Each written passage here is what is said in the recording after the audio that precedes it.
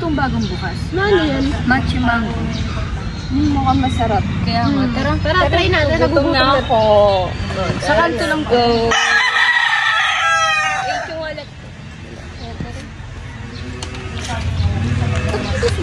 Wait niyo ako eh. Tara.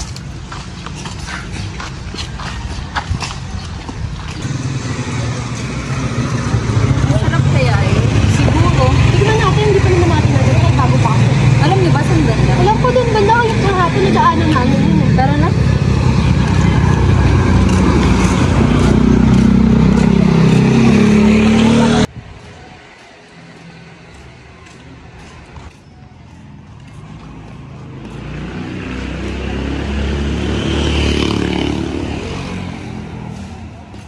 Yan ba yun?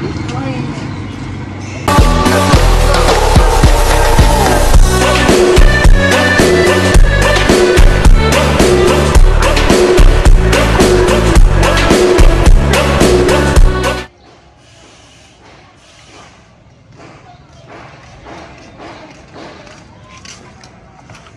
Hi!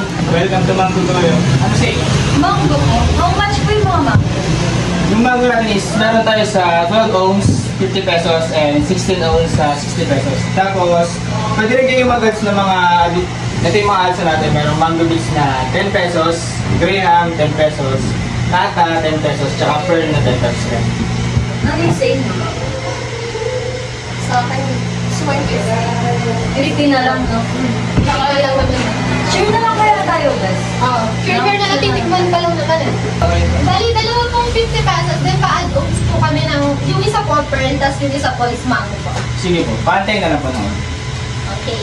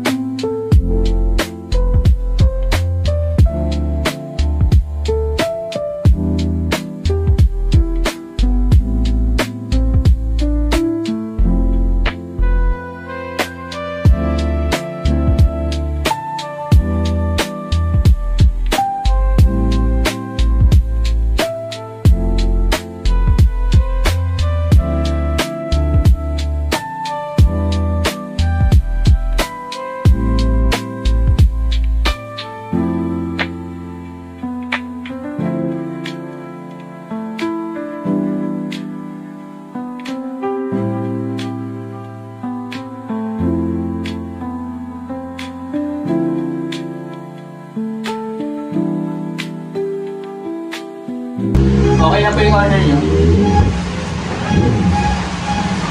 Magkano po? 120.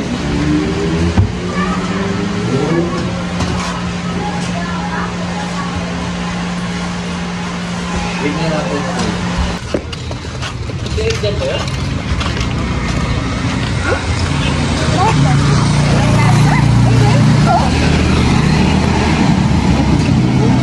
Wala akong lasa, guys. Matabang ka guys. Balik natin.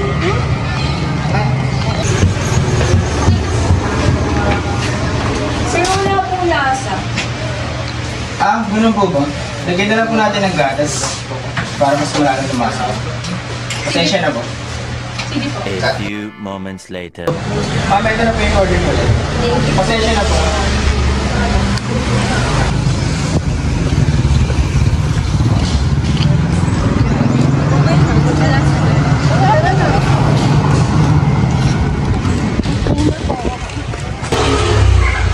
Aaron, halika rito. Bakit po? Nag-compare sa atin kanina, habang sa product natin. Hindi ka masyadong malasa mula sa gatas. Ano po ba maaari natin gawin para mapanatili yung tamang lasa naman? Siguro, gumawa na lang tayo na. Bumili tayo na, yung tinatawag nila na gasolina para maayos ang tama yung mga sukat na nilalagyan natin sa ating product.